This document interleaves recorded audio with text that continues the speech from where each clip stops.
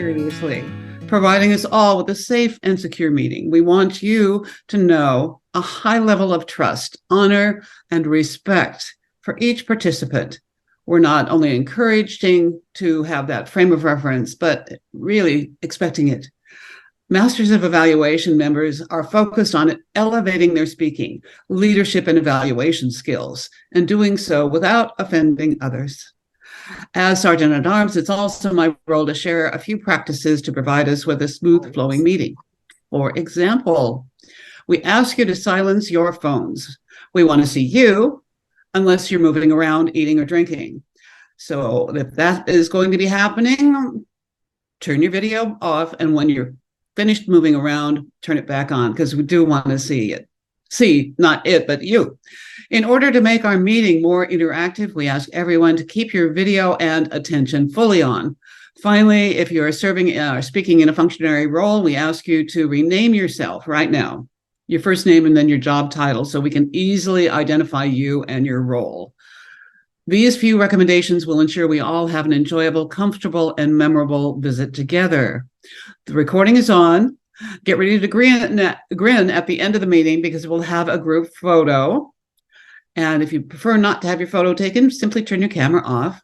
Again, that's at the end of the meeting. Please remember to turn your phone back on when we're finished.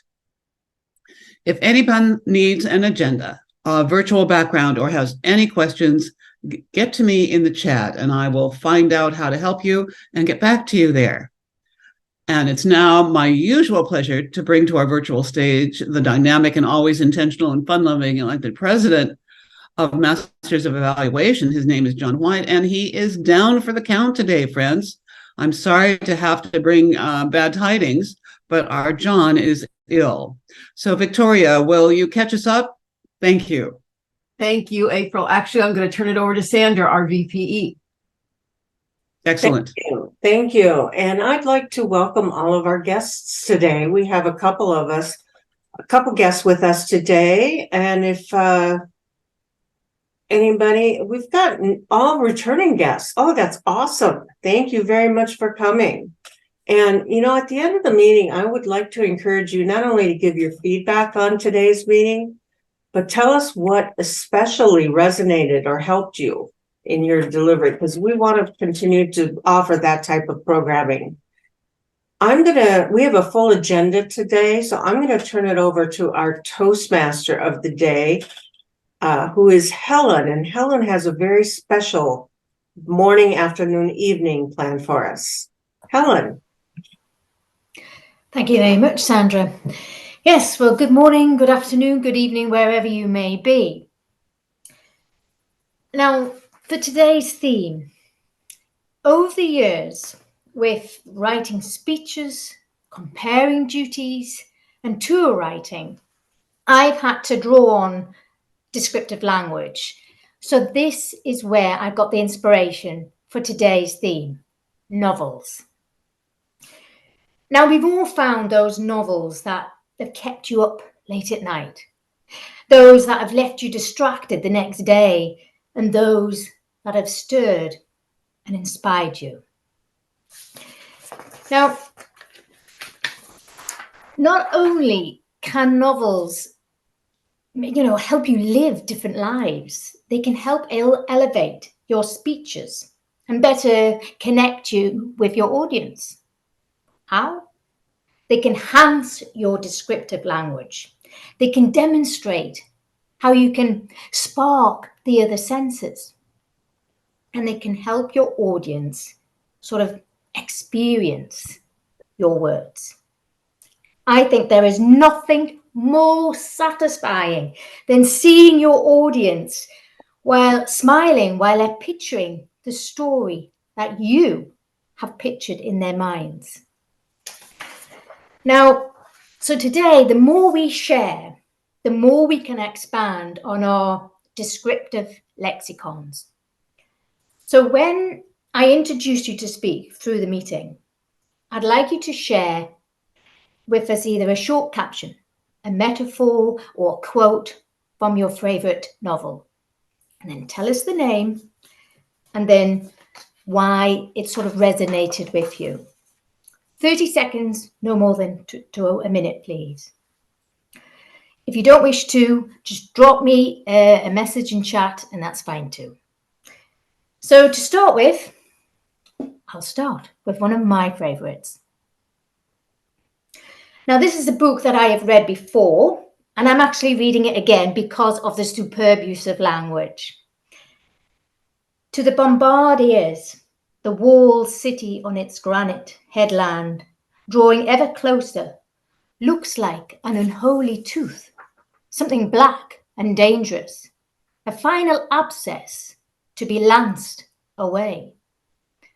What I liked about this is that the author is sort of comparing the rundown city to a rotten tooth, but not just any rotten tooth, an unholy rotten tooth. And this extra layer conjures the image, and then by adding a final absence to be lanced away, it sort of makes you squirm. It doesn't just help you picture the phrase, you can almost feel it. This beautiful descriptive use is from the novel All the Light We Cannot See by Anthony Doerr. I'll put it in the chat as well. So without further ado, let's begin. Let me introduce you to the man who will be ensuring things run smoothly for us all. Please welcome Ryan, our Zoom master, please. Thank you, Madam Toastmaster. So I will be, as you say, looking after the running of the meeting, allowing people in and managing that, make sure we don't get interrupted. The phrase I'd like to share is from Stephen King's Different Seasons, which has been famously adapted into two movies, Shawshank Redemption and Stand By Me. But there's one phrase in particular that I call out, and it's the most important things are the hardest things to say. They're things you get ashamed of because words make them smaller. When they were in your head, they were limitless, but when they come out, they seem no bigger than normal things. But that's not all. The most important things lie too close to whatever your secret heart, to wherever your secret heart is buried. So that's the phrase. I love those books. I found them late, but they're really, really good. Thank you. Thank you, Ryan. Thank you for sharing that. I hope we can all put them in the chat because it'd be wonderful to reread them all at the end. And so next, I believe I will have the honour to introduce tonight's general evaluator. Please welcome our experienced, it's not Shantae anymore.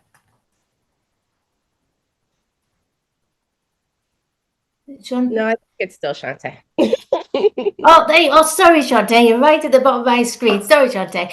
Please welcome Shantae to explain your role.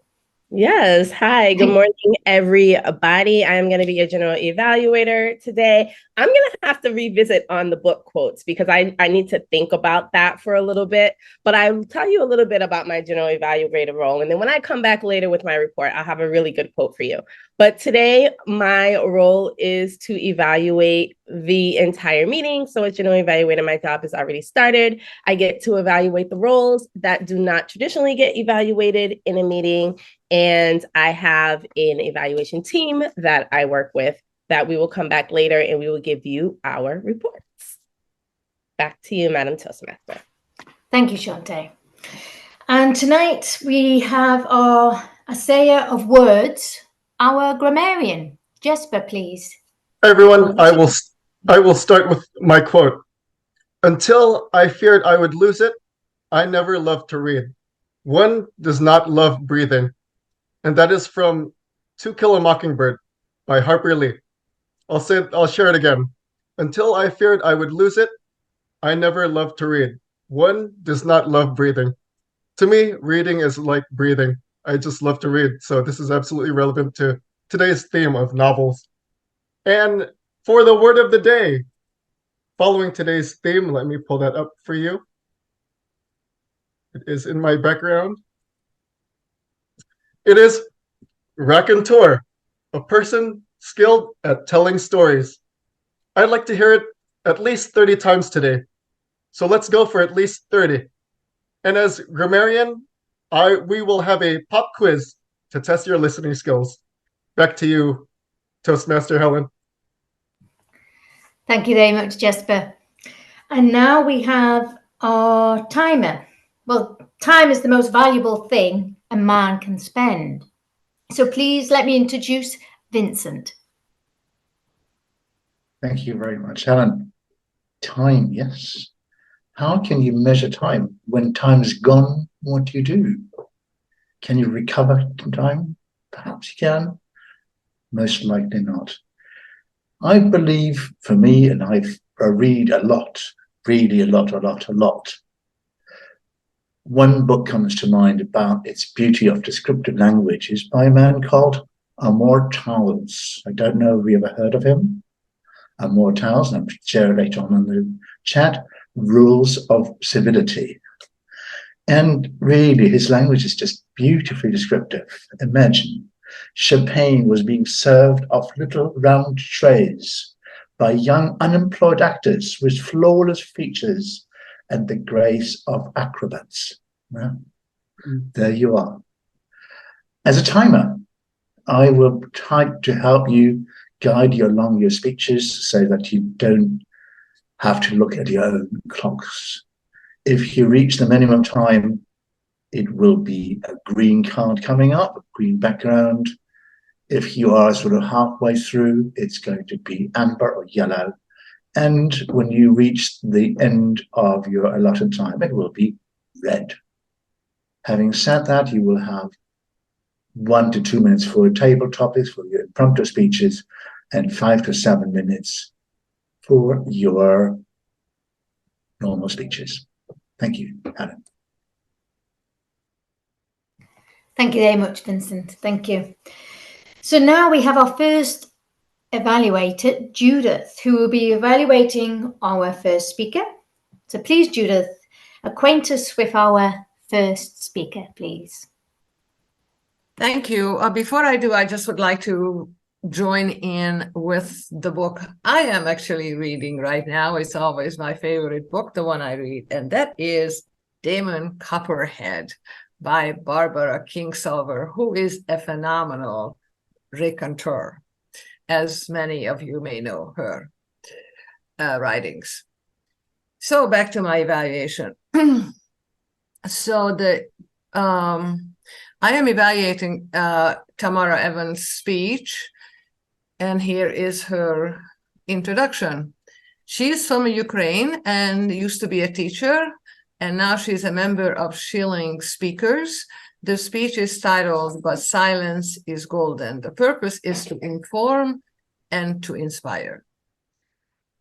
We all know the proverb, speech is silver, but silence is golden. Why is silence so precious?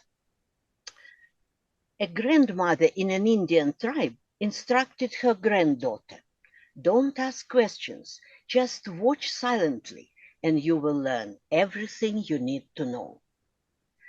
The 17th century French philosopher Blaise Pascal wrote, "All of man's miseries derive from not being able to sit quietly in a room alone." Many people think of silence as a weakness or a vulnerability. They regard it as something uncomfortable or even undesirable.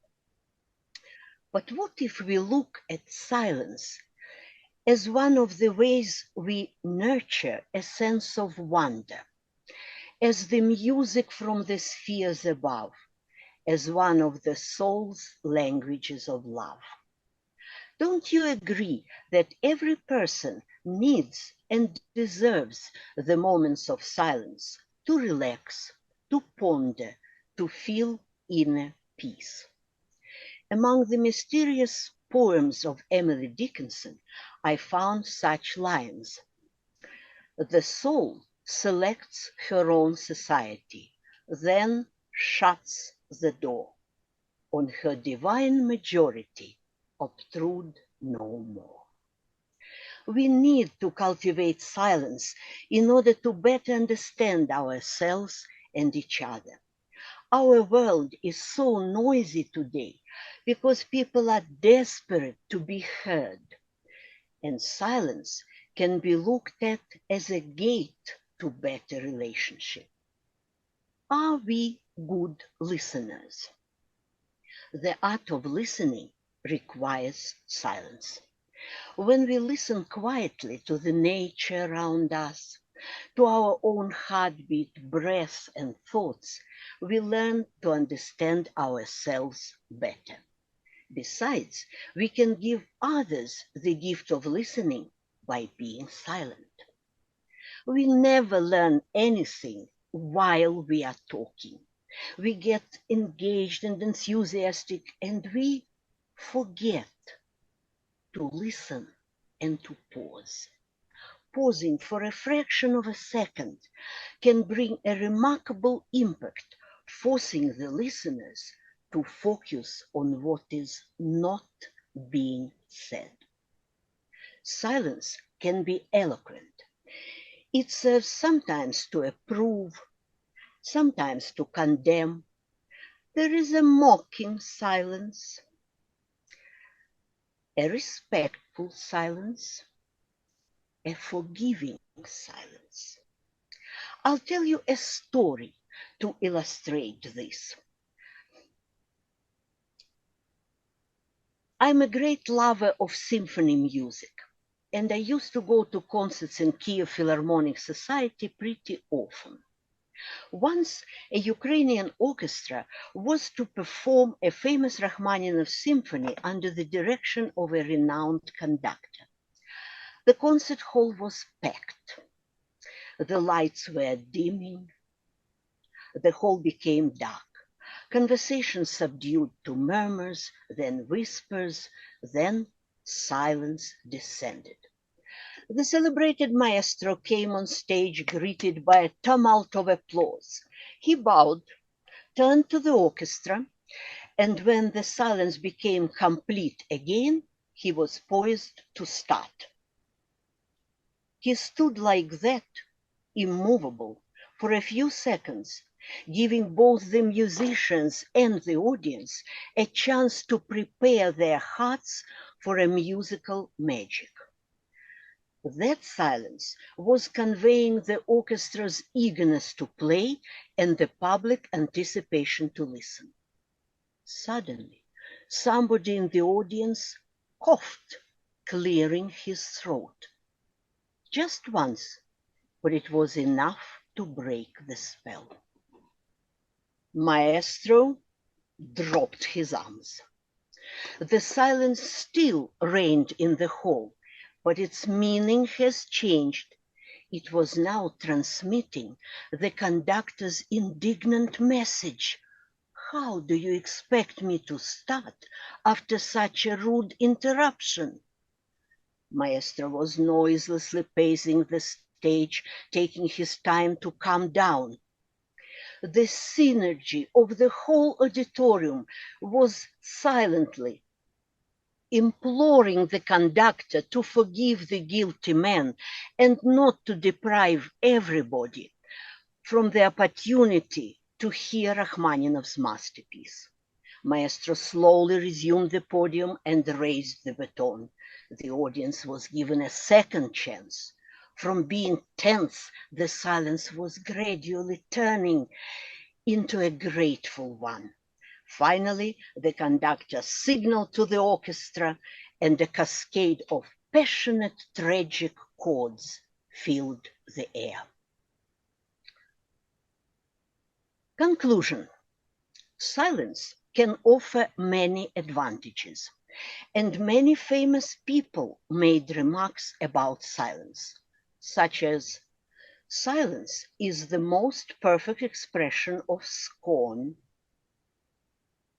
Silence is one of the hardest arguments to refute. Silence is true wisdom's best reply. Bernard Shaw recommended, choose silence of all virtues, for by it you hear other men's imperfections and conceal your own. To put a cherry on top of the cake, I'll recite a little rhyme which gives good advice and is very easy to memorize. A wise old owl sat in an oak. The more he heard, the less he spoke. The less he spoke, the more he heard. Follow the example of the wise old bird. Back to you. Thank you very much, Tamara. What a fantastic, lovely selection of metaphor and also a fantastic raconteur for this evening to start the storytelling. Brilliant. So I'd like to timer, Vincent. Would you give us 90 seconds, please, to allow everyone to leave a personal message of your feedback for tomorrow, any suggestions and things like that? That would be fantastic. 90 seconds, please. Time is up. Thank you, Vincent. So next we have our group treasurer tonight, who will be putting her number skills to a side and will be using her vast experience in public speaking to evaluate our second speaker. Victoria, will you please introduce our next speaker? Thank you.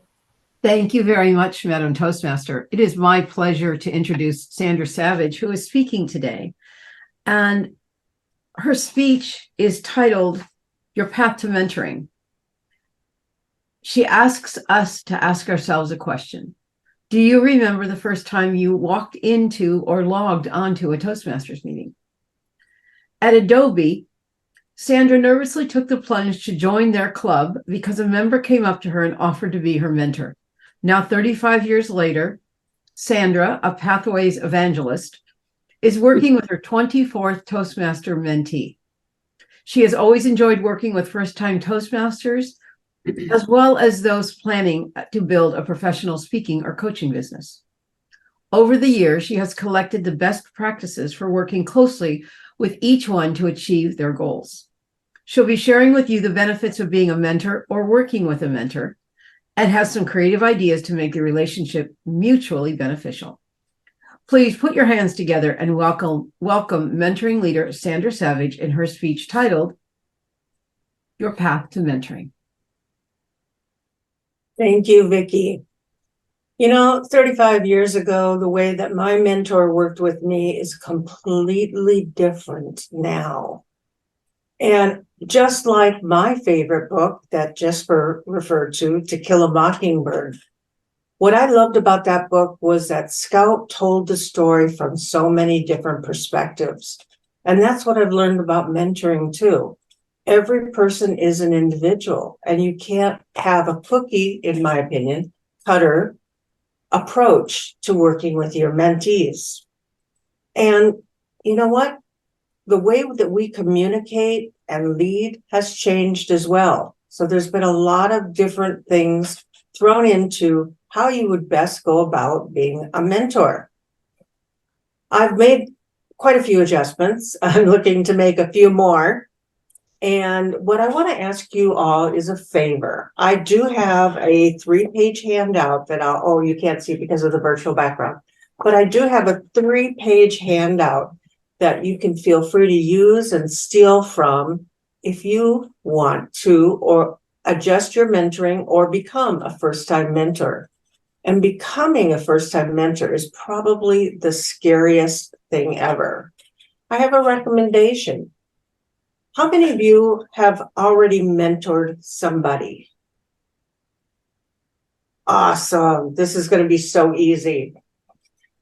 How about each of you decide to bring up somebody in your club to be a mentor?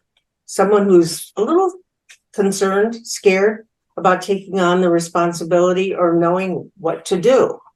Why not teach them what you've learned along the way and let them feed back to you what they've learned as time goes by?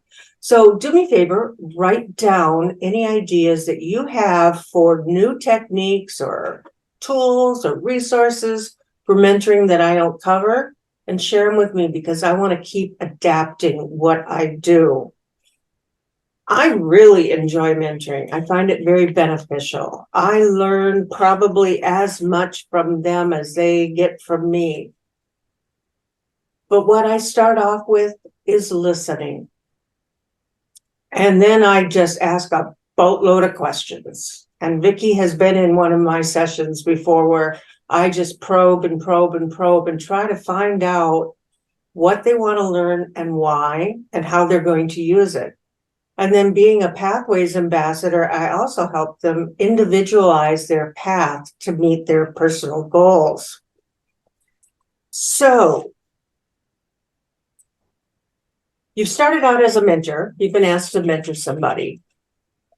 And like Helen and Harold, our newest members, they go through an induction ceremony where we vote them in. Well, we're voting in people we don't know. Well, we do in this case. But what if we had someone brand new? Now, Jon apologizes for not being here today. He has been collecting information on Helen, and he was planning on presenting a 3-minute speech about her before ideally before an induction ceremony. Now, as a new member, how would you feel if someone sat down with you and got to know you right away, and then stood up proudly in front of the club and introduced you to everybody? Wouldn't you feel awesome? Wouldn't you want to really be part of that club that makes you feel valued? And so the first thing I would suggest is have your mentor interview the new mentee. What if you don't have a mentee ready or a mentor? Assign a buddy. Remember when we used to meet in person and you'd have somebody that would go sit next to a guest and be able to there whisper between the two of you different ideas or answers to the questions, or this is why we're doing timing like Vincent is doing today. Someone to explain it to you. Assign a buddy if you don't have a mentor right away. Make that person feel welcome. Just don't leave them out there and say, hi, I'm glad you're part of the club, and move on. So assign a buddy and have them work with them until you have a mentor ready. Now for the mentee, I have an assignment for their first or second meeting. They get to do what Jesper did this morning. Come up with the word of the day. Everybody loves doing that, especially if there's a theme to hook onto. Have your new member be responsible for coming up for the word of the day. Then they get this little tiny speech. Oh, Vincent, I'm 20 minutes today. They give this little tiny speech about what the word of the day is and how to use it in a sentence. This gives them a little bit of an opening into the club, gets them talking besides table topics, and it's fun. The second week or meeting, I like to have them be the coacher with me, the mentor. And we kind of chat and keep track and make sure. The sooner you start hearing those ahs and ums, the sooner you're going to get rid of them out of your speech. Well, hopefully. The next thing that I have them do is start working with me on what their goal is, what they want to achieve, what their path is. But I have them start to learn how to write a speech first. Why not start with the basics? Learn how to write an effective speech and match your speech to what I put in the chat earlier on what to evaluate. If you don't know what you're being reviewed on, how are you going to know what to say or how to say it? Another way is, and I get every single one of them, they stick their tongue out at me when I say this, I ask them to watch the news. Now, some people are opposed to watching the news. It's too controversial. Right now, it's very difficult. I had a suggestion from a friend of mine up in Canada. He says, have them listen to podcasts or watch YouTube videos or watch other speeches by non-Toastmasters as well as Toastmasters. Have them do it online. Why? All of them are scripted, but they're live. Just like your speeches. You know, Tamara came in right at 7 minutes. She obviously practiced and she had us. I love the wand, by the way. I love the conductor's wand. That was such a nice touch. Have your mentee start to pick up on those things. Have them listen to the news. Have them listen to how they interview somebody, how they structure an article that they either put on their podcast or broadcast. Reading, of course, is always a great place to learn the structure of a speech as well. So have your mentee start getting involved in observation skills, and then turn that around and have them observe you give a speech. Have them give you feedback. Now, that's twofold. One, they get used to evaluating and what to look for. But number two, you get a fresh set of ears and eyes on your speech as a mentor. So share with your mentee these opportunities to evaluate each other. For me, and most people who start out with Toastmasters, the icebreakers is the most unnerving, unless, of course, you're on your 8th path. But for a new member, that icebreaker can be a bit daunting. Make sure you spend some time before they give it to let them practice it with you. It's going to take those butterflies that Helen referred to. I believe it was you, Helen, the butterflies. Have them get some of those out of their system. Have them figure out if their pace is too fast or too slow. And I'm going to refer back to Tamara again today. She was right in at 7 minutes. How did she do that? She knows, first of all, how fast she speaks and plans how many words per minute she can speak, and then writes her speech accordingly. So learn those real interesting skills right from the get-go. How many of you know about rice.com? Rice, like arborealrice.com, just rice.com. You play this word game with it, and it donates grains of rice to the needy. So you're learning new words, having fun, and helping out in the world. Have your mentee show them all these really cool websites that are out there. We've got different things that we use within Toastmasters, but there's also some great sources out there. Another one I like is Merriam-Webster, m-w.com. It'll send you a daily word of the day. I also use Grammarly, and you can get a free version as well as a paid version. And it gives you a report every Monday morning on how well you did and how well you're improving. So those are some great resources. But vocabulary, as we know, can do us so many favors. And when you start listening to other speeches and you start to learn new words, you'll learn things that, like Vincent loves, rhetorical devices. They are incredibly effective. I have a hard time using them, but when I do, I always have people comment. So get your mentee into being curious with you. I also say that I do have some boundaries as a mentor. First of all, confidentiality. And I agree with the person I'm working with that whatever we say between the two of us, although I talk about Ray all the time, stays between the two of us. Because I want them to be able to feel open and talk about their goals and aspirations. But also with that level of trust comes the ability for them to share their fears. And we all have different fears about public speaking. So make that environment confidence and respect. And if for some reason you get matched up with a mentee or mentor that you just can't get along with because of religious or ethical reasons, there's nothing wrong with that without asking for a new mentor. That's totally within your rights. You want to be able to relax when you're working with a mentor and mentee. Respect the relationship also includes keeping your appointments.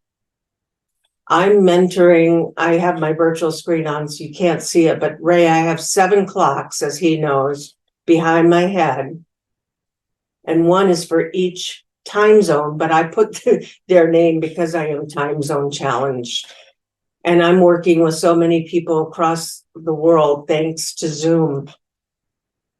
So I don't want to go running after each one of them. I feel like I'm looking for a desperate date when I do that, I don't like that feeling. But, make sure that they understand that you're a busy person and your time is valuable too, and you're going to keep your appointments with them. And I have a 24-hour cancellation policy. How long are you stuck with this person? Well, you should probably think about at least 6 months. But if you have a co-mentor that you're bringing along, you might shift midway through and let that other person take over and you start to take a back seat and bow out. If you are doing the mentoring project in Toastmasters, it is a 6-month commitment. Do I dump my people at 6 months? No, not if I like them. If I'm learning as much from them, I'm going to keep them around as long as I can. It's a very special relationship. So I went over some of the first steps. I also go into some external resources as well as internal resources. Help your mentee navigate Basecamp. Now, do not, I'm sorry, Ray, you're going to scratch your forehead right now. Do not show them Basecamp on your first meeting. Okay, it's just, you're scratching I ask Ray to scratch his forehead every time I say a mom word. But showing someone Basecamp is a bit daunting, and is it really necessary?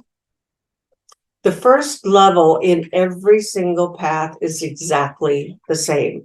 You can help them through level 1 before they have to go through and log on and so forth and so on, or slowly introduce it. So it's not, I don't know. I don't find it as interesting myself.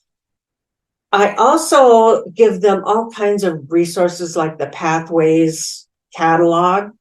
I also provide them with a link to a Toastmasters Wears Many Hats, so they understand the roles. And they also have their script. So when they're the and ah counter, they know what to say when they give their report, or when they say at the beginning what they're going to be doing.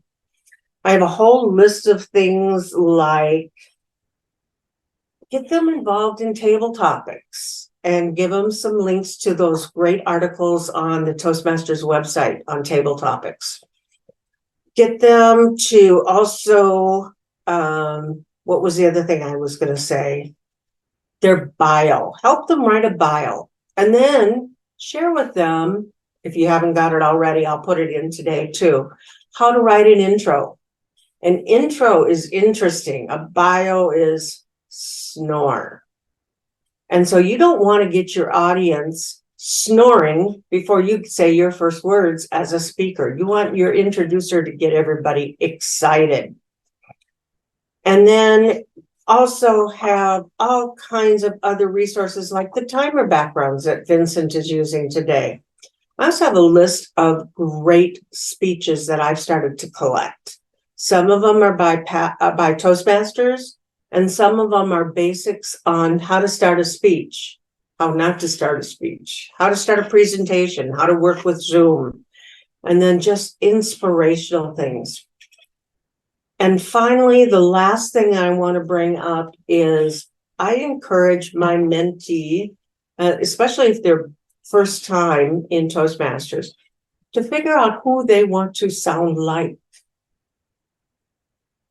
Now, I love Michelle Obama.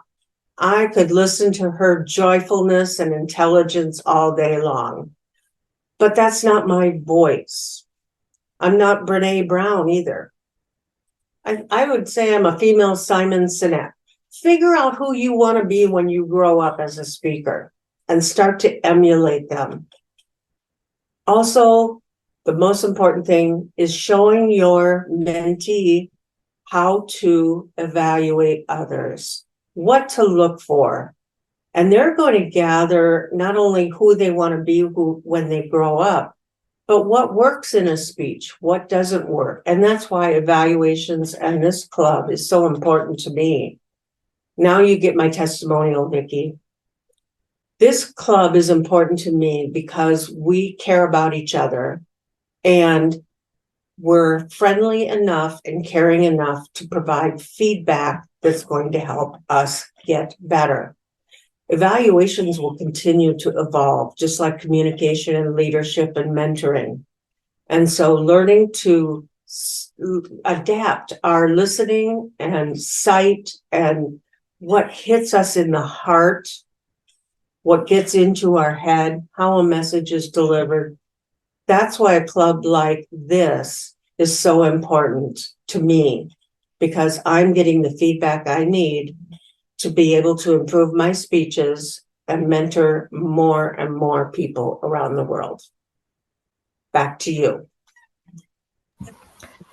Thank you very much, Sandra. Such an insightful and informative speech. I've never had the mentorship program or introduced to me in my Toastmasters journey, so I found that really interesting. Thank you. So Vincent or Timer, could you give us 90 seconds, please, for everyone to share their feedback in personal chat for Sandra, please? And to be kind to our future speakers, I will not provide the resources till the end because I don't want you cheating and looking at them when you should be doing other things. But I will put them in the chat later. Thank you, Vincent. And I'm going to pass it back to you, actually, to share with us the timings report on how the speakers have done on their times, please. Yes, of course. Tamara, 7 minutes and 5 seconds, and Sandra, 18 minutes. Thank you. So now it's time, I suppose, for our heart rates to increase, to get sweaty palms, and our imagination to get sparked with impromptu speaking, table topics. So I'd like to introduce Ray, who will be leading us through our table topics and snap evaluations. Over to you, Ray. Thank you, Madam Toastmaster Helen, this evening. So my book, my novel, was probably the most popular one in Europe or the world. Everyone knows it, The Alchemist, Paulo Coelho, where he inspires us to dream. There is only one thing that makes a dream impossible to achieve, and that is the fear of failure. So what do we take from his story? Well, it was a beautifully woven narrative of the young boy Santiago on his journey across Andalusia, where he has to reflect and look inside and make decisions from the heart, whether it be love or to further his adventures. So we got some profound insights and some timeless wisdom. And for me, it touches the heart. I've read the book a few times and I'm also reading it in Spanish. Actually, I'm listening to it in Spanish on Audible, and it's narrated by a Mexican, which makes it even more fun to listen to. So I recommend it for everybody. If you haven't, get hold of it. That's the book for you guys. Right, table topics this evening. What we're going to do is we're going to do some snap evaluations. So what does this entail? It entails everybody to be ears wide open, because you don't know if you're going to be called up for a table topic or a snap evaluation. What is a snap evaluation? Well, it's 1 minute, Mr. Timer, 1 minute for somebody to give a positive reflection, bit of feedback, and what they could improve on. So we don't need to give anybody platitudes or flowers or tell them how good they were, just quickly feedback and something they can improve on. So table topics. Why do we do table topics? It was once said the mind is a wonderful thing and it only starts working the minute you are born. Never stops until you get up to speak in public. So that's what typically happens. So be prepared. And everyone's in it tonight. I'm choosing from the whole calendar, the whole agenda. First to the stage with this question. What can you do today that you were not capable of a year ago? What can you do today that you were not capable of a year ago? Mr. John Graham.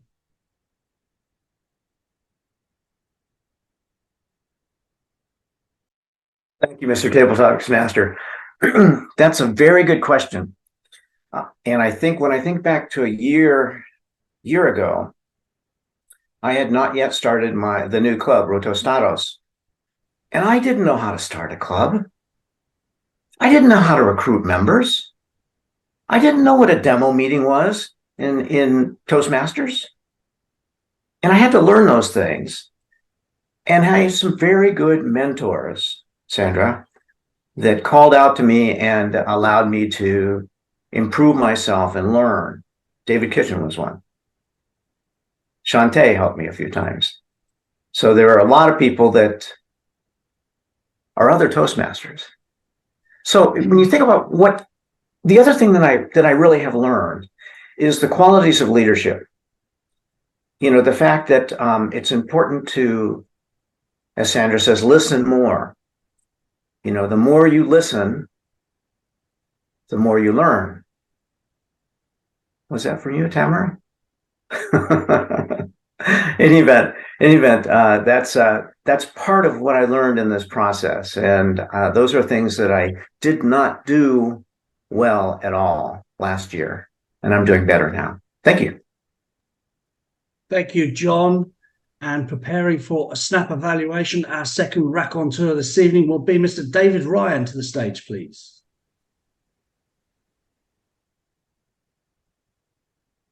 I didn't know. I didn't know. I didn't know. I love, John, how you use that repetition of the phrase to drive home the things that you didn't know a year ago. And you highlighted what you've learned through founding your club. Great table topics answer. But I would encourage you to jump straight in. I felt you knew the answer. Maybe you didn't. But if you knew what you were going to speak about Rotos Datos, jump straight in and dispense with the pleasantries to Ray and the rest of us and just speak about what you didn't know from the start. But great topic. Thank you. Thank you, David. Thank you, David. Our second question for table topics this evening. Everybody is listening now. If you had to teach something, what would you teach? If you had to teach something, what would you teach? And our welcome guest, Yoria, has already agreed for this one. Yoria, to the stage, please. Okay, thank you. Yoria, the accent was on the I, but okay, we're getting there. So if I had to teach somebody, I would teach them how to speak Greek, for example, because in a way, you know, English speaking is a dominant skill around the globe. And I was just trying to guess where Ray's from and also David, because their English is perfect. Ray, I found out he lives in Marbella, Spain, but he doesn't look like a, Spanish accent. And I come from Athens, Greece. So what I would teach somebody is to have this power of communication, understanding the difference coming cultural from different languages, and still adapt, being polite, receptive, and open to learn, as David also just recommended for our first speaker, John. And just to commemorate what John said, a year ago, I would have answered this very differently. But being a Toastmaster and being a guest in a very international environment, I learned to go along the way. So I'm actually walking the walk of my talk. That I would have liked to share with you tonight. Back to you, Mr. Table Topics Master. Yoria, if that is correct, I hope. And I'm from Ireland originally, just to let you know. Our snap evaluator, second raconteur, will be Jesper. Jesper, if you will, to the stage, please. Yoria, your topic that you chose was Greek, which is interesting because learning languages is absolutely valuable today in today's world where we're all interconnected. What I like is that acknowledgement of culture and adapting, where we're learning to get along, where you mentioned that as a Toastmaster, you've just learned so many new things. And what you're going to teach is based on walking your talk. So when people learn from you, they know that it's based on that integrity that you have, that you've expressed in how you're learning within yourself, and you're teaching that to others. So great job, Yoria. Thank you, Jesper. Our third table topic is our listening. If you could choose one book as a mandatory read for all high school students, which book would you choose? If you could choose one book as a mandatory read for all high school students, which book would you choose? Dr. Gwendolyn. Thank you. I would choose, I believe, I know why the cage bird sings, Maya Angelou. And the reason for that would be that she talks about her disparity growing up in this book in Stamps, Arkansas. You wouldn't imagine all the things that she had gone through to get to where she was before she passed away. And even after she is gone, her legacy lives on. I believe that people would learn how to overcome obstacles. Offenses and obstacles will come in our lives. However, how you handle them will define how you live your life. And this is the book that I would have teenagers reading because life is changing. Their minds are opening up. They're seeing the world from a different perspective. And she teaches how to be an overcomer. Back to you, Mr. Table Topics Master. Thank you so much, Dr. Gwendolyn. And can I ask for a snap evaluation from April? You certainly can, dear. I appreciate, Dr. Gwendolyn, your speaking to us about the Cage Bird Sings. And that's an outstanding way for the youth to get going. It's good for us, people who have a few years of experience. And I have another book to add to it, my book for today, which can you see this? Yes, over here, Every Day's End by Jojo Beck. The quote I have is simple, from the withered tree a flower blooms. And that may be a little much for someone younger, but it's real good for those of us who have more experience. You brought such passion to the thought of the caged bird and how to educate young. Here I am with my book about how to educate anyone as well. So I join you, but we all need to be lifelong learners and learn how we are with ourselves, how we are in the world, and fine-tune it. Thank you very much, Ray and all. Thank you, April. Now, here's a question for you, straight from the heart. Is it more important to love or be loved? Is it more important to love or be loved? Mr. Harold G. in the house, our fourth raconteur.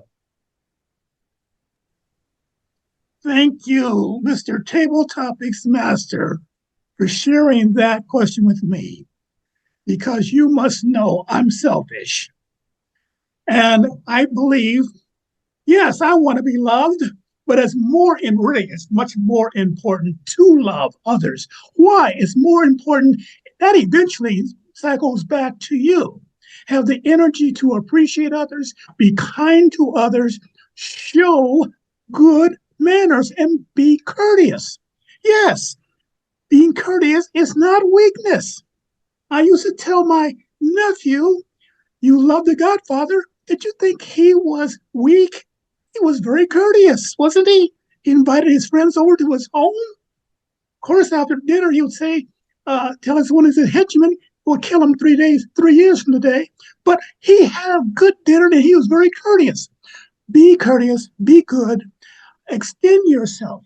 It's better to love. Eventually, that will come back to you. Being loving creates a wonderful supportive environment. It helps you to broaden your life, deepen your life by love, and also loving others and loving subjects, events, and opportunities to get involved to help others. It enriches your life to be loving, to be kind, to reach out, to be charitable. And that will help you, even though the real Harold has grown. I used to be not that way. I want to get that love. No, give the love. Give it. Mr. Table Topics Master. Endless wisdom there, Mr. G. Can we ask Shantae to give us some snack? Okay. Absolutely. Mr. G, you are quite the raconteur. I love listening to your table topics. Quick snapshot. I would have loved to see your hand gestures. I could see you moving, but I can't see your hands. So I would love to see your hand gestures. And you told us all to give love, which I think is an amazing message. Maybe give us 3 quick examples how we can give love. Call somebody you haven't called in a while. Take a walk to your neighbor's door and bring them a flower. I don't know. But just maybe give us some quick shots. I thought that would be amazing. Thank you so much for that. Back to you. Thank you, Shantae. Here's a question we need to think deeply on and ponder. See if we can get some profound insights. How do you define success? How do you define success? Victoria. Thank you, Mr. Table Topics Master. First, I'd like to give a quote from my book, I Don't. That quote is from The Fountainhead by Ayn Rand.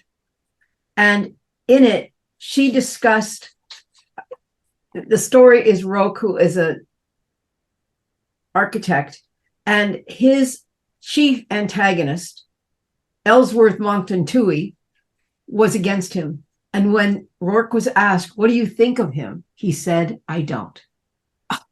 Changed my life as an older teenager, because at the time I was worried about what people thought. I was worried that their opinions would matter. And when I realized that my enemy's opinions of me don't only not matter, I don't need to think about them, it changed my life. That's what success to me is.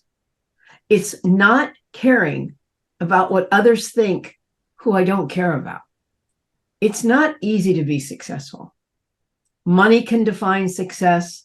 Love can define success. But in the end, I think success comes from our own way of looking at the world and being at peace about it. Mr. Table Topics Master. Thank you, Vicky. Profound insights there. And with one more question. Oh, sorry. Let's call for a snap evaluation on that one quickly. Tamara, to the stage.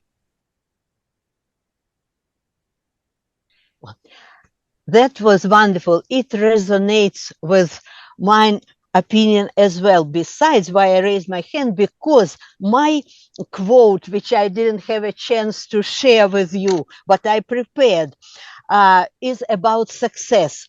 And this is what it says. It says, success is not the key to happiness. Happiness is the key to success. If you love what you are doing, you will be successful. This is a quote from a novel by Dina Rubina. I like her novels. She is very psychological, philosophical, a wonderful author. And because it coincided with the question, I thought that I would share this also. But it's so important to be confident that what you are doing is good, and whoever else, if you don't value those others, whatever they think doesn't matter. You feel joy and happy, and you will succeed. Thank you so much, Tamara. Words of wisdom there. Our last table topic this evening. Keep your ears open for this one. What gives your life meaning? What gives your life meaning? Can I call on our fantastic Toastmaster, Helen? What gives my life meaning? Being content with what I have, really. And my family, being happy with what I have. Because if I wasn't happy with and content with the family, I wouldn't have a meaning. You know, being happy with where I am in life, I do have a purpose. I do have a meaning. It is the biggest meaning that I have. So if I can love and care and feel such pride in my boys, my husband and my son, that is pure the meaning of my life. And because they're happy, I'm happy. And we always call ourselves the Mighty Three because we're a small family. So the Mighty Three is what gives me purpose. Thank you. Thank you so much, Helen, for sharing that with us. Can I call for a snap evaluation who's probably not prepared for it, but if he would, Vincent. Of course, I'm prepared. Helen, first of all, your voice is sweet and easy to listen to, which is a great plus. I would prefer some proper transitions. Start with a bang. Consider that table topics, just as anything else, is a speech. And perhaps build in a couple of metaphors or some phrases which will be remembered later on. Thank you very much. Thank you, Vincent. And that concludes our table topics for this evening. Let me just leave a little quick quote from our favourite Dr. Wayne Dyer. Change the way you look at things and the things you look at change. Back to you, our Toastmaster, Helen. Thank you very much, Ray. Before I pass it on to the general evaluator who will be taking us on to evaluate the speeches, John Graham, he went straight into his table topic, but would like to share his novel, please. So, John, do you want to quickly share that first? That'd be lovely to hear. No, you're still on mute. Sure, I apologize. I didn't know whether I'd get a chance to do that. My favorite raconteur is Douglas Adams. Hitchhiker's Guide to the Universe. Let me share a few of his points as a raconteur. In the beginning, the universe was created. This was regarded as a very bad idea. Don't panic. This is useful when you're in stressful situations. And the answer to the ultimate question of life, the universe, and everything is 42. That's simplifying the questions of life and finding simple solutions to the most provocative questions. I used that when I got my brother a custom Dodger jersey. I put it on the back, Graham 42, and he immediately got the context of Hitchhiker's Guide to the Universe. What he didn't realize is that the number 42 is Jackie Robinson's number that's been retired permanently in the halls of baseball. So it's also a reference to Jackie Robinson. So I love the raconteur perspective of Douglas Adams, both for science fiction and for humor. Thank you. That would be my book review. Thank you. Thanks very much, John. Thanks for sharing that. And it's, first of all, actually, we need to send it back to you, Vincent, to give us the timers report for the table topics, please. Thank you very much. John's speech, not the last one, but the first one, was 1 minute and 20 seconds. Evaluated by David, 30 seconds. Georgina, 1 minute 13. Evaluated by Jesper, 40 seconds. Gwendolyn, 1 minute 22. Evaluated by April, 1 minute. Howard's speech, 1 minute 50. Evaluated by Shante, 28 seconds. Victoria's speech, 1 minute 20. Evaluated by Tamara, 1 minute and 8. Helen's speech, 55 seconds, slightly under time. And evaluated by Vincent, 36 seconds. Thank you, Vincent. So now I think, it is time for Shante who's had the epic job of evaluating the other roles and the evaluators for two speakers. So Shante, if I'd like to pass it over to you, please, to lead the next session. Awesome. Thank you so much, Madam Toastmaster. And I have chosen my book and my quote. Actually, I had chosen the same book that Dr. Gwendolyn quoted is I Know Why the Caged Bird Sings.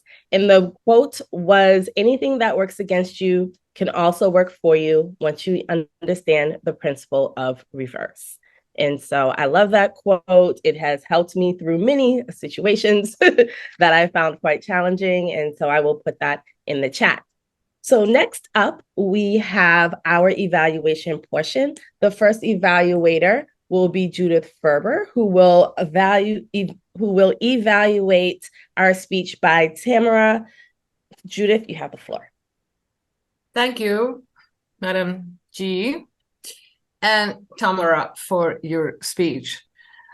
That title, But a Silence is Golden, which of course starts that speech is silver, but silence is golden, if we want to be exactly of that quote. You certainly were a very good raconteur. We learned a lot about silence, the importance of that, of the one of the many quotes you had. One of the soul's language, the gift of listening, focus, how we focus using silence, type of silence, and many more of these quotes. Now, what spoke to me in your speech is the concert, which was really, I think, is the main story of your speech, which I think it would have been a great thing to start your speech with. It's the temperamental conductors. I mean, you go to a concert hall and the first thing they do, give you cough drops to make sure that you're not coughing during the concert. And of course, there is various things you can do so that you won't sneeze, just to share you one thing with you, just in case you're in a concert and you have this incredible thing that you need to sneeze. So you put your pressure point right under your nose and it will stop you sneezing. It's actually a very good idea. So it was a great story. I think it was really funny. And I certainly love that, how the whole concert hall comes to a halt because somebody interrupted this incredible Rachmaninoff concert with the temperament of the conductor who could not possibly go on conducting, because now what do I do now because somebody interrupted my flow of my concert. Okay, there's a couple other things I like to say. One of this is try not to move around when you are speaking. Secondary is because of your accent, it's important to enunciate a little better and speak slower.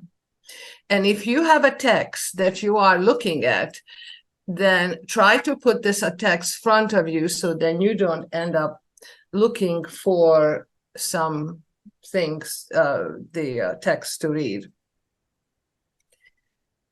And that is what I want to see. Thank you for your speech. We certainly learned a great deal. Thank you.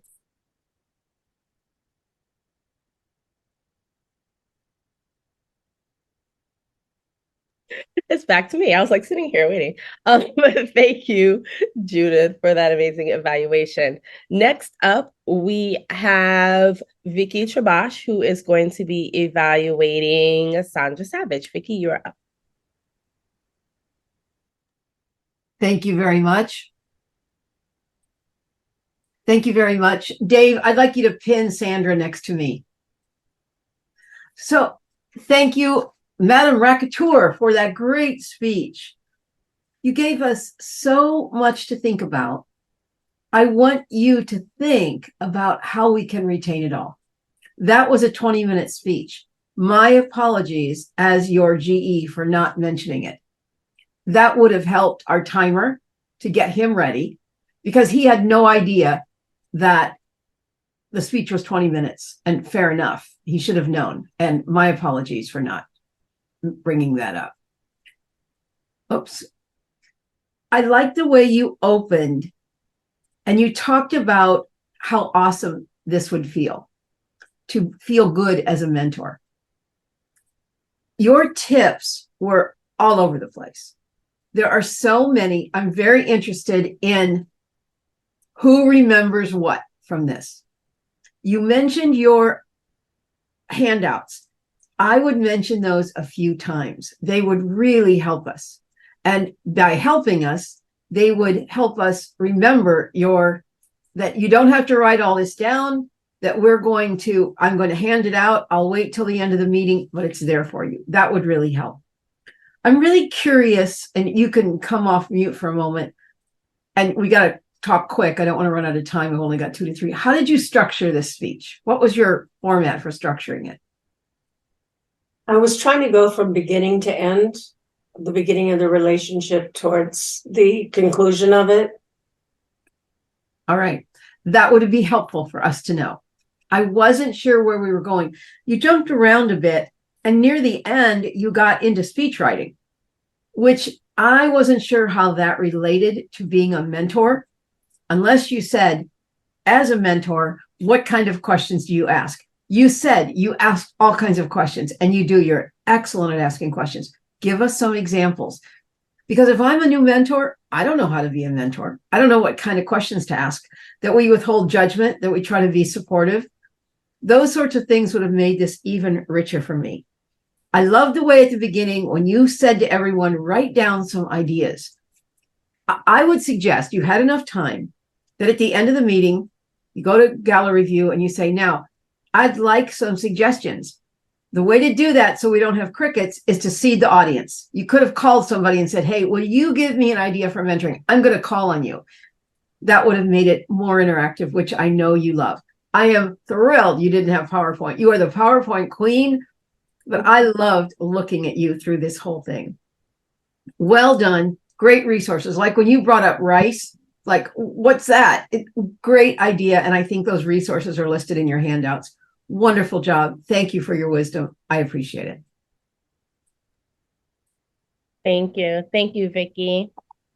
Next up, we are going to have our word of the day grammarian counter report. Jesper, how did we do? Today, as far as word of the day, we were a little ways behind, did not get as far as I expected to. However, I will thank our top 3 users, who are Ray, John, and Judith. And to everyone else, there is an opportunity to make this up with today's grammarian quiz. And I will go ahead and share my screen. Who said we all need to be lifelong learners? I do. Sandra. Helen? This was actually April. Oh! Listening. We can give others the gift of listening by being silent. Helen. Helen. Mara. Tamara. Yeah. Oh, that's right. Sorry, Tamara. I start with listening, then I ask a boatload of questions. Sandra. Mm. We call ourselves the Mighty Three.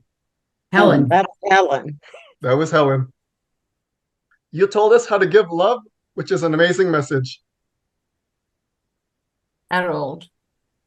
Shantae. That was Shantae. Shantae. Oh, okay. Follow the example of the wise old bird. Sandra. I don't know. That was Tamara. Oh. And speaking of which, follow-up question, what was the wise old bird? Owl. Oh. It is an owl. Owl is always the word. Success comes from our own way of looking at the world and being at peace with it. Vicky. That was Vicky. Figure out who you want to be when you grow up as a speaker. Sandra. That was Sandra. I'm listening to The Alchemist on Audible in Spanish. Ray. Ray. That was Ray. Mm-hmm. Have the energy to be kind to others. Harold. Harold. That was Harold. And that completes our quiz. Thank you, everyone. And that is my report. Back to you. Thank you for that amazing report, Jesper. Vincent gave us a timing report earlier, so we are good on that front, I believe. And so I will just give my quick and steady report. Overall, it was an amazing meeting. As always, everybody is very professional. Everybody was ready, and we had an awesome theme. Thank you to our Toastmaster of the day, Helen, for bringing literature to us today. I learned a lot from you guys. I have a lot of books now on my to-read list because of that. So thank you so much. I actually really liked the SNAP evaluations with table topics. I think that's maybe something we may want to incorporate moving forward. maybe once a month, maybe just a little bit more often. I like the idea of one, having to practice your listening skills, but also having to practice your impromptu skills. So thank you for whoever thought to do that today. As far as evaluators, Judith, you gave a great evaluation. You gave us a great recap and talked about what you learned and gave us some great examples. My only feedback for you is that when you're giving the suggestions of ways to improve, maybe we can starting the sentence off by saying like, this is something I suggest, or maybe you may want to try this, so it doesn't feel like you're like, hey, you need to do this. It's like, it's a suggestion, something that I think you would like. Vicky, I think you gave absolutely great feedback. As always, you're a pro, so thank you for that. And then Jasper, you had amazing slides. So I loved that and incorporating all of that. But thank you all. I thought it was a great meeting, and I am going to turn it back over to our Toastmaster of the day. Thank you. Thank you, Shantae. Do we have the time report for the evaluations? Yes, we do. Yes, I have them. Now, do you want me to share it with you, or do I keep quiet about it? You fire away, please. Judith, 3 minutes and 5 seconds. Vicky, 3 minutes and 13 seconds. Jasper, 2 minutes and 29. And Shantae, 1 minute and 26. Thank you very much, Vincent. Well, I'd like to thank you all for sharing and getting involved and sharing your favourite novel. And I'm going to enjoy reading them right away through the chat. I think, Victoria, you said that you were going to make a PDF of them all. Did I read that somewhere? Somebody's going to. I don't think it was me. Sorry to put that on you. Club secretaries signed up for that. Brilliant. Okay then. Well, I've enjoyed hearing wonderful snippets of wordcraft and all the metaphors and the myriad of words that I'll hope help us continue our journey of ever learning of communication and public speaking. Thank you everyone for really getting involved. I've thoroughly enjoyed my role today. Back over to the president, please. Thank you. And I'm going to try and fill John's shoes with my closing remarks. First of all, I want to start with our theme, Helen. What a great theme. I think it was something we could all get our teeth into. We all enjoy sharing books. And I liked also the SNAP evaluations because not only were they based on the theme, but they were harmonious and connected. I mean, even though we were giving evaluations, we were kind of joining together in our opinions and sharing. I also really appreciated how many people did shout outs today. Did you notice how this person referred back to this person and to that person, including our guests, which makes everybody feel valued and welcome in a club? And the last thing I wanted to say is that grammarian quiz was amazing. I loved how you showed that everybody was being heard and that people could recall it, which is the most important thing. Now I'd like to just take the last few minutes that we have to get our guests' feedback. And remember, I asked you to think of one thing especially that you enjoyed about the meeting and that helped you in particular. And I'd like to start with our lady from Greece, Yoria. Okay. Hi, everybody. It's my second time, a bit more time this time. I think I really enjoy being in the presence of really, very intellectual and clever people with so much energy. Coordination, I've just noticed that the amount of information was shared on the chat is impressive, having in mind that it was produced as we were going along. This is another level of Toastmasters. I love this. I just love this. Congratulations. I don't know where you come from because I can understand it's a very mixed club. So I'm having this internal quiz, but loved every minute of it. Thank you very much. And we love having you here. And I believe tomorrow you're still a guest, right? Well, we're going to work on that. But could you give us your impression of today's meeting and what particularly was helpful to you? I am very grateful for the encouraging words and good advice and recommendations, which I knew partly that this is what I have to work more at. But sometimes I wonder whether it's visible, whether it's not noticeable. But I was clearly shown which was visible, which was noticeable, and which needs improvement. But there were so many encouraging and words of praise that I still feel happy in spite of several remarks. And this is actually how we learn. So that's why I'm grateful, because the details were given, and the general atmosphere was wonderful. Because you are asking about my general impression. Wonderful. I can feel the bonds between people, and how we get to know each other more and more, how we support each other. It's very pleasant to be part of this wonderful community.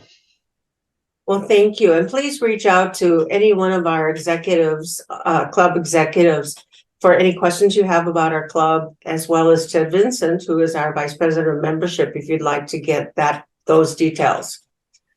Well, I would like to thank you all, and this has been wonderful meeting. They keep improving. I think our SNAP evaluations have really helped that. And I had to apologize to Dr. Gwendolyn in the chat. I keep looking at her because she gives so much feedback with her face. So share your face more in future meetings, and let our speakers know, and Yoria, you're doing it. Let our speakers know that what you're saying is resonating or not with them. And that's a great way for all of us to learn. If we don't